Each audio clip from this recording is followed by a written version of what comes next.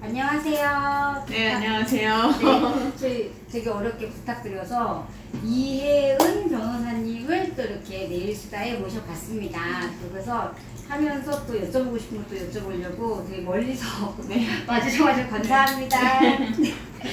원래 내일을 즐겨받지 않는다고 해서 처음이라고 하셔가지고 이게 받으면 자꾸 받고 싶어지거든요. 저희는 형사랑 가사를 전문으로 하고 있어요. 가사는 익숙하지 않아요. 이혼이랑 상속. 원래는 다 가능한데 이제 각자 전문이 있으신 거죠? 예, 근데 뭐 딱히 그 전문이 뭐 큰 의미가 있는 것은 아니고 그런 부류의 사건을 좀 많이 한다라는 거여서 법보다 원만하게 해결하는 게 더 좋은 해결 방법이다라는 걸 알기 때문에 의외로 또 뭐 소송이나 다른 어떤 그런 제도를 이용하는 걸 좀 꺼리는 것도 있죠. 소송은 일단 한번 시작하면 비용이 들고 시간이 너무 오래 걸리고 거기에 따라오는 정신적인 스트레스도 크니까 그 사이에서 서로 잘 해결할 수 있는 게 사실 가장 좋거든요. 아니 근데 보통 요즘에 막 TV 보면 예를 들어 뭐 성추행도 있고 성희롱도 있고 약간 여자들이 받는 피해, 뭐 데이트 폭력도 있고 이런 것도 있잖아요. 근데 그게 되게 이제 애매한 게 막 이렇게 심해, 뭐 심하게 뭐 때렸거나 막 이러면 데이트 폭력인데 이렇게 심각한 사건이 되기 전에 잘 모르잖아요. 네, 맞아요. 인지 못하는 경우도 많아요. 그쵸. 그걸 모르고 이제 계속 가다가 이제 심각해져가지고 터지는 거잖아요. 내가 이건 데이트 폭력이구나, 뭐 신고를 하거나 아니면 법적으로 이거는 부당하다 이렇게 할 수 있는 게 있는 거예요? 제가 맡았던 케이스들의 사건들은 어느 누가 봐도 폭력이다라고 보여질 만한 사건들이었거든요. 근데 간혹 뭐 사람마다 이제 어떤 경우는 민감한 사람들이 있고 또 민감하지 않으신 분들이 있잖아요. 서로 교제하는 남녀 사이에서 그렇게 신고까지 되는 경우에는 대부분 좀 정도가 약하지 않은 뭐 때렸거나 이렇게 누가 봐도 약간 그럼 그게 그냥 뭐 연애하는 사이라도 뭐 욕을 하거나 뭐 언어적으로 뭐 심한 말을 하거나 이런 것도 제재가 되는지 아니면 그런 거는 법적으로는 도움을 못 받는 건지 뭐. 심하게 폭언을 한다던가 하는 경우에서만 그치면 사실은 뭐 다른 여러 사람들 있는 앞에서 하지 않으면 공연성이 없기 때문에 처벌하기 어려울 수 있어요. 두 사람만 있는 사이에서 폭언을 한다면. 근데 이제 사람 많은 데서 하면 그거는 뭐 모욕이든 명예훼손이든 처벌할 수가 있죠. 근데 뭐 거기에서만 그치면 너무 좋은데 대부분 사건화되는 경우는 신체적인 어떤 폭행에까지 같이 가는 경우들이 대부분이죠. 그냥 단순히 폭언만 했다면 뭐 그게 사건화되지도 않고 저희한테 사건이 오지도 않죠.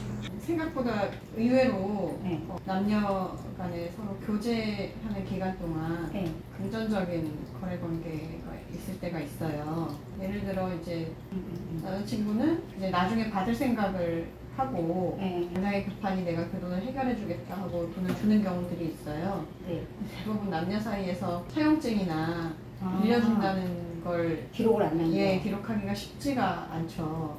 대부분 이제 문제되는 경우들이 나는 빌려준 건데 받으려고 하니 빌려줬는데 상대방은 준 건데 뭘 달라고 알았다. 하냐. 근데 이제 사실은 그러면 돈을 빌려준 사람 입장에서 그렇죠. 대여 사실을 입증을 해야 돼요. 이거는 뭐 빌려준다라는 그 의사표시를 이런 사이에서는 하기가 뭐 차용증 쓰는 것도 아니고 뭐 보통 차용증이라고 하면 얼마를 언제 빌리고 언제까지 갚으며 이자는 얼마로 한다 혹은 이자는 서로 안 받는 것으로 한다 라는 뭐 기본적인 그런 항목들에 대한 표시가 있어야 되는데 차용증 없이 그냥 돈을 줄 때 상대방한테 빌려준다라는 의사표시를 저희가 입증할 때는 두 사람 돈이 오고 갈 때 당시에 카카오톡 메시지나 아니면 통화 내용이나 그런 걸 가지고 이제 빌려준다고 인식하고 돈을 줬다라는 걸 이제 입증하거든요. 아예 그 돈을 입금할 때 대여금이라고 표시를 한다던가. 계좌 이체할 때. 그럼 도움이 돼요? 그럼 내가 만약에 이게 원래는 차용증을 안 써. 이러면 차용증 기록을 다 남기기가 좀 민망하니까 아니 또는 여건이 되지 않거나 이럴 때 차용증이 없을지라도 내가 만약에 변호사님한테 얼마를 빌려주기로 구두상 했는데 송금을 할 때 그 계좌명에다가 뭐 대여금이라는 혹은 빌려줌. 빌려줌이나 대여금이라고만 표현해도 입증의 한 방법은 되는 거예요? 네. 그리고 이건 반대로 진짜 역으로 꿀팁이다. 돈을 줄 때는 어. 가품이라고 표시하셔도 돼요. 아. 그러면 어떤 사람들이 돈을 나는 줬다 이미 다 갚았다 라고 어, 얘기를 하는데 아니야 그건 갚은 돈이 아니라 그때 당시 뭐 물건 산다고 나한테 준 거야 이런 변명하시는 추가로? 분들이 있어요. 또 사적인 관계에서 돈이 오고 가거나 할 때는 네. 가급적 그 명목을 그 계좌에다가 표시를 해두시는 게 나중에 이제 입증할 때 매우 도움이 되죠. 사용증 없더라도. 내가 빌려줄 때는 빌려줌이나 대여금이라는 표기와 네. 내가 또 만약에 혹시 빌렸다면 네. 그걸 갚는 명목으로 다시 돌려줄 때 돌려줄 때 가품 또는 변제라고 기록을 해놓은 자체도 부적격이 충분히 네. 있다. 그런 경우도 있었어요. 그러니까 뭐 서로 문자도 없고 통화야 했겠지만 녹음은 없고 또 돈도 또 현금으로 주셨어. 근데 그런 경우는 진짜 뭐 없잖아. 네, 그래서 이제 괜찮아요. 그런 경우에도 네. 입증할 수 있는 방법이 뭐예요? 예를 들어 돈은 줬어요. 현금으로 줬으니까 얼마 줬는지 어떻게 줬는지 언제 줬는지도 아무것도 입증이 안 돼요. 뭐 지냈었지만 나중에 어느 일정 시점 돼서 그때 내가 빌려준 500만 원 언제까지 갚아 내지는 돌려줘 라고 문자를 보냈을 때 네. 상대방이 그 부분에 대해서 아무런 반박을 안 하거나 네. 알았어 라고 하거나 하는 경우들이 있어요. 네. 그러면 이제 그 반대로 유추해 보건데 네. 이 사람이 몇 월경에 며칠인지 정확하지 않지만 언젠가 이 사람한테 돈 500만 원을 빌려간 게 맞구나. 그 사람이 알았어라고 했으니 네. 본인이 빌려간 사실이 있으니까 알겠다라고 이미 알고 답변을 했으니까 네. 맞네요. 그렇게 당사자 간의 모든 일들은 증거가 남을 수밖에 없어요. 아예 없는 사실이거나 네. 아예 한쪽이 완벽한 거짓말이 아니라면 대화를 주고받든 만났든 톡이든 문자든 네. 어느 정도는 존재해야 네. 되니까 한쪽이 아예 없었던 일을 얘기하는 게 아니라면 가능성이 좀 떨어지지만 현금으로 지급할 때 당시에 사진을 하나 찍어두셔도 돼요. 사진 찍는 날짜와 이런 것들은 다 있으니까. 그리고 간혹 술을 마시다가도 네. 많이 마실 수도 있잖아요. 본인이 어떤 주량을 초과해서 먹을 수도 있고. 여자분이 네. 근데 그러니까 나를 길거리에 버려두고 가는 사람들이나. 진짜요? 그런 경우도 그러면은 뭐 두고 간 사람이 죄가 되나? 그런 건 없죠. 그런 건 없고. 혹시나 길 가다가 네. 이제 술에 많이 취하신 분을 보시면 특히나 그분이 여자라면 네, 반드시 112에 신고해주세요. 네. 그래도 여자분들은 그렇게 신고하면 경찰서에 데려가서 네네네. 그런 개념이구나. 유기치사도 있거든요. 내버려뒀는데 네. 결국에 사망에 이르는 경우. 그럼 그것도 처벌이에요? 내지는 이렇게, 나는 집에 간다고 얘기하길래 정말 집에 가는 줄 알았다. 알았다가 되지만 이제 이게 그 정도가 아니고 위험한 상황인 걸 알고 두고 갔을 때는 그에 합당한 또 처벌이 있는 거네요. 네. 왜 업종마다 네. 저희 네일 쪽은 왜 남자보다 여자가 많잖아요. 네. 그쪽도 약간 그런 게 있나요? 사실 원래는 그 성별로 따지자면 네. 남자분들이 훨씬 많았는데 네. 요즘에는 이제 아직까지는 그래도 남자가 더 많은데 네, 많이 늘었어요. 여자분들은 군대를 가지만 네.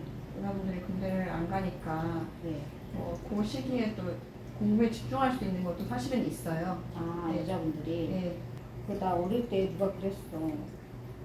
그 직업은 사자가 제일 좋다고.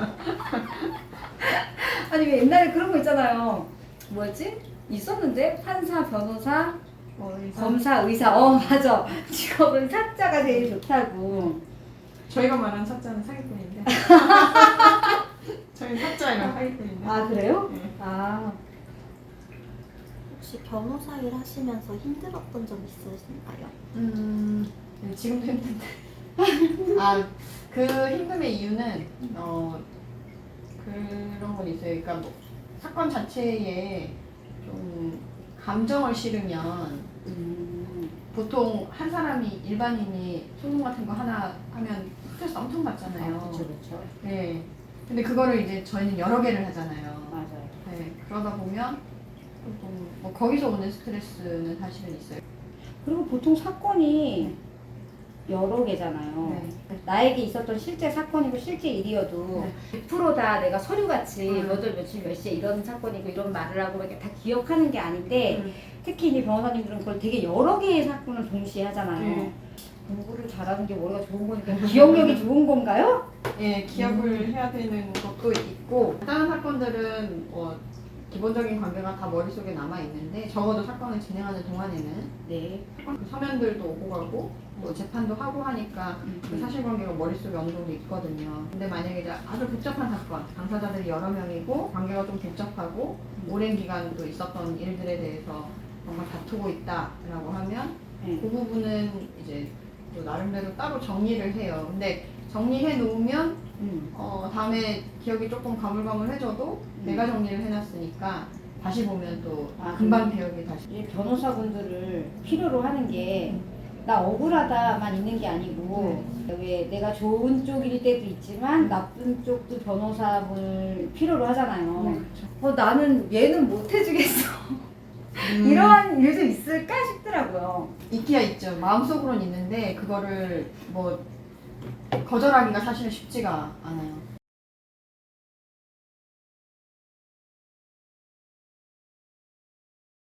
변호사의 역할은 판사처럼 판단하는 역할은 아니에요. 네. 그 사람의 편이 돼서 이제 변론해주는 게 역할이기 그렇죠. 때문에 상대방이 나한테 거짓말하지 않는 이상 그걸 뭐 당장에 사임하거나 하기는 좀 어려워요.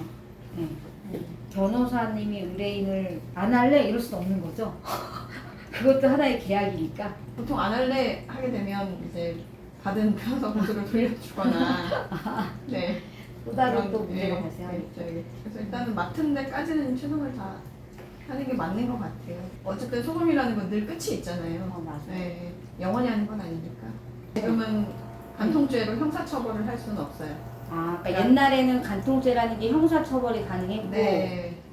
지금은 형사처벌은 할 수 없는 거고 네. 그럼 형사는 안 돼도 민사는 돼요? 민사는 가능하죠. 손해배상이라든가 이렇게 그거에 대한 배상을 해라 네. 이렇게 네. 근데 오히려 또 민사상의 손해배상 책임의 범위가 좀 더 넓다고 보시면 돼요. 옛날에 형사처벌의 대상이 되는 그 간통의 경우에는 실제로 성관계까지 이르러야 돼. 아니고 연애하는 정도에 그치는 게 아니라 성관계까지 이르러야 그걸 간통이라고 해서 처벌할 수 있었는데 형사건은 네. 근데 지금은 뭐 부정행위를 원인으로 한 손해배상 책임이라고 한다면 그 범위가 넓어요. 성관계까지 이르렀다라는 걸 입증하지 않아도 다른 여러 가지 방법으로 간접적으로 증명해도 그 손해배상 책임을 법원에서 인정해주는 경향이 있어요. 민사는 네. 간통죄는 모텔에 가서 현장을 급습해야 된다. 맞아. 그래야 사람과 전쟁 이런 거. 입증이 되지. 뭐 근데 막상 들어갔는데 둘이 옷 입고 있으면 그것도 간통이 아니다. 진짜요? 네. 옷을 그냥 벗고 있으면 모텔에 되고? 대화로 온 거야. 이렇게 그거 진짜 얘기하면 얼마든다. 간통이라고 얘기할 수는 없죠. 성관계 했는지 안 했는지 알 수 없잖아요. 살아야 간통은 될 사실 수도 입증하기가 좀 어려운데 어차피 근데 뭐, 어려웠구나. 지금은 그 폭이 넓어요. 왜냐면 형사처벌 같은 경우에는 전과도 생기고 뭐 원래 형사처벌과 같은 경우에는 최후의 수단이거든요.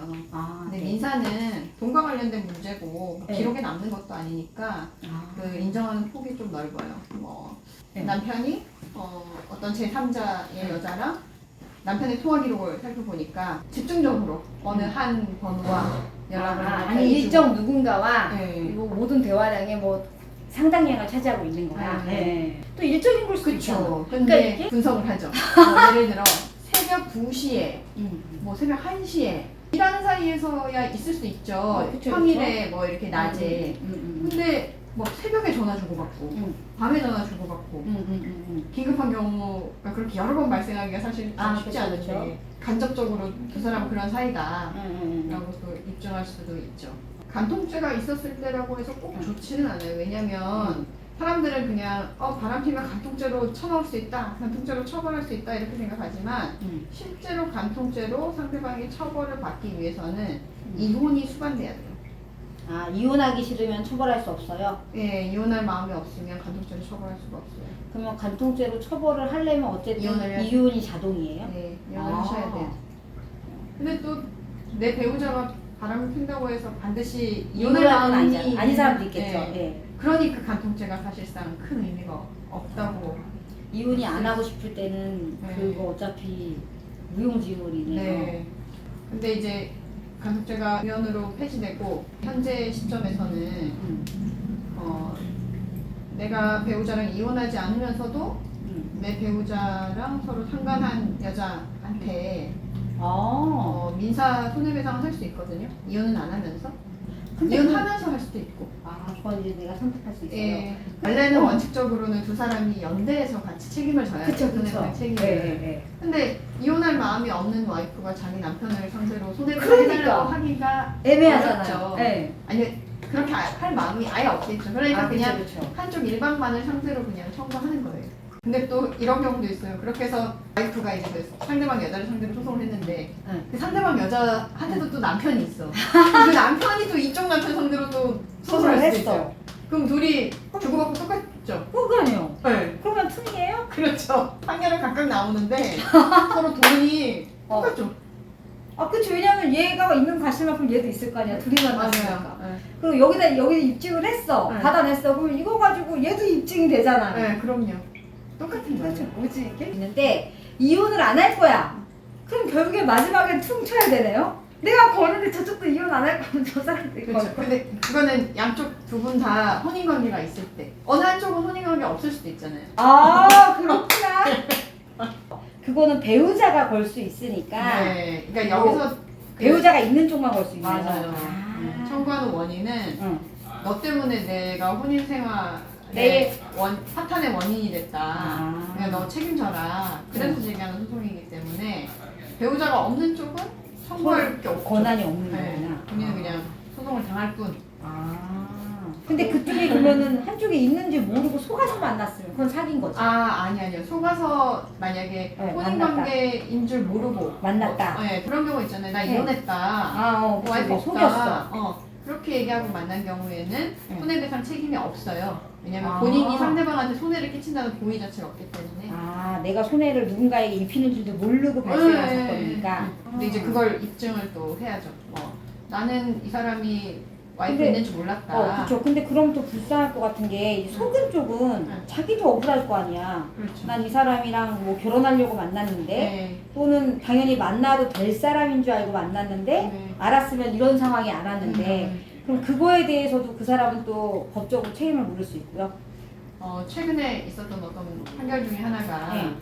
그 이제 어떤 유부남이 그 유부남. 처녀를 만난 거예요. 네. 그래서 이제 나중에 알고 봤더니 이 사람이 그 유부남이라는 사실이 발각이 됐고 그 이제 처녀였던 그 분이 네. 이제 이 남자분을 상대로 소송을 했어요. 네. 네가 혼인 사실과 관련해서 난 사실대로 말하지 않아서 이런 일이 발생했다.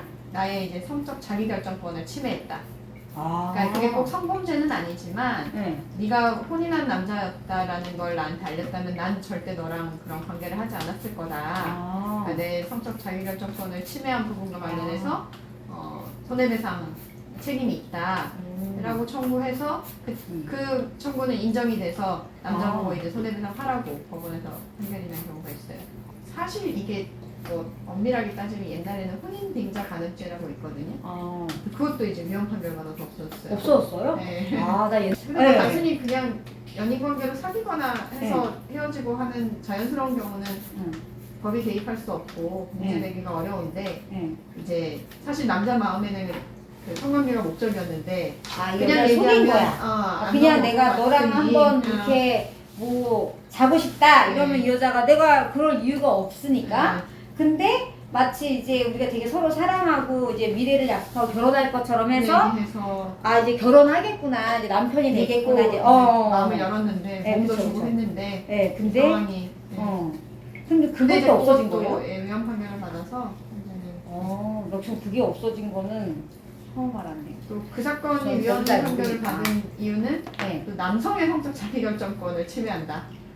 그건 또 뭐예요? 네? 그건 또 뭐예요? 아니 뭐 이렇게 남자 입장에서 음. 뭐 서로 좋아하면 관계도 할 수 있고 한데 그 과정 안에서 혼인 이야기가 오고 갈 수도 있는데 굳이 그걸 가지고 또 법이 개입해서 처벌할 필요가 뭐가 있냐. 진짜요? 네. 그러면은 그런 경우는 이제 또 처벌이 안 되는 거예요? 예, 지금은 유형 판결이 나서 과거에 처벌받았던 분들도 없어지는 다시 재심을 통해서 오. 그 사건은 무죄를 받으실 수 있어요. 아 진짜요? 그럼 만약에 예전에 이런 법이 있었어. 지금 말한 것처럼. 그럼 그때는 재판을 해서 처벌을 받은 거예요. 그러니까 죄명이 있는 거죠. 근데 이렇게 지금 법이 위헌 판결을 받았어요. 그러면은 그때까지는 있고 이제 없는 게 아니고 기존에 받았던 분들도 다시 재판을 해서 하실 수 있어요. 이 죄명을 없앨 수 있는 네, 거예요? 그 부분에 대해서. 본인한테는 또 그게 전과 기록이니까. 아. 예, 그럼 그 전과 기록 자체도 이제 소멸시킬 수 있다는 네, 얘기네요. 무죄니까. 그럼 앞으로 점점 더 험난해지네. 네, 그렇죠. 근데 그냥 알아서 미리 알면 애인과 되죠. 남편 관리를 잘 하고 네. 알아서 잘 단도리를 해야 되는 건가요? 그게 가장 좋죠. 원래는 이제 뭐 성추행이나 뭐 성희롱이나 뭐 강간이나 막 이런 것도 있잖아요. 여자한테 이제 싫은데 네. 하면 이제 제명이. 근데 뭐 부부 사이여도 싫은데 하면 죄가 되는 거죠. 그렇죠. 부부 사이에도 강간으로 인정을 하기도 해요. 네. 아, 근데 사실 부부 사이의 네. 경우에는 상대방이 뭐 어떤 성관계를 원하지 않았다 내지는 그런 부분에 대해서 성관계 할 만한 사이가 아니다라는 걸 또 그런 부분이 또 증명이 돼야 되는데 강간이라는 건 그냥 단순히 뭐 성관계를 상대방이 싫어하는데 한다기보다는 폭행이나 협박이라는 어떤 수단이 포함돼요. 같이 포함됐을 때. 네. 근데 뭐 예를 들어 남편인데 보통 일반적인 부부 사이의 성관계는 뭐 폭력을 수반해서 성관계를 하진 않잖아요. 그쵸?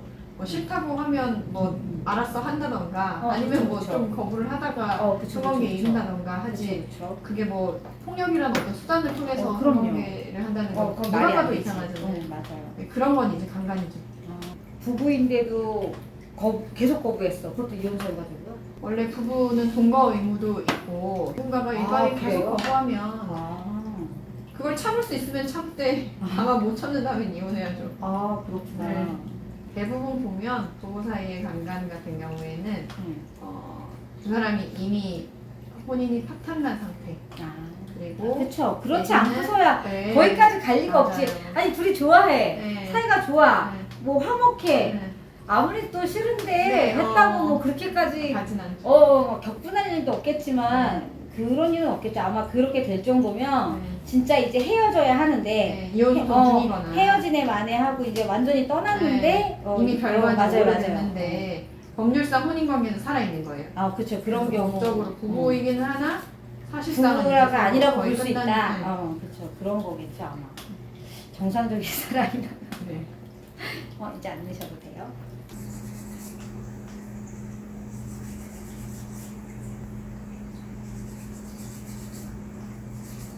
오늘 또 이렇게 끝났는데 또 오늘도 제가 색다른 것 같아요. 왜냐하면 사실 뭐 이렇게 변호사님한테 궁금한 것들 직접 물어볼 일도 없고 약간 그런데 사실 되게 많았는데 궁금한 게 궁금한 게 매우 많았는데 정말 그래도 이제 너무 도움이 됐고 이제 욕심 같아서는 매달 변호사님 꼬셔가지고 우리 정규 콘텐츠로 이제 우리 구독자님들이 궁금해하는 뭐 법적인 뭐 질문이라든가 자문 같은 거 하면 참 좋겠다 해서 제가 열심히 꼬셔보려고요. 네.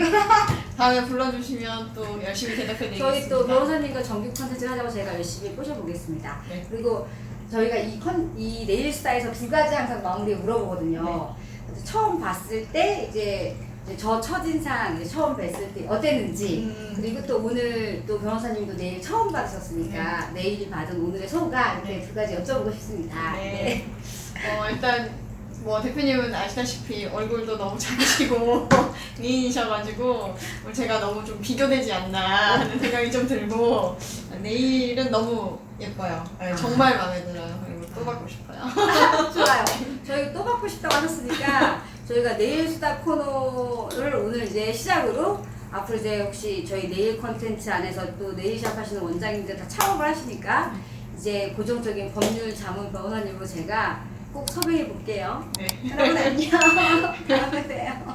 너무 마음에 들어요. 감사합니다. 6월 6일이죠? 네.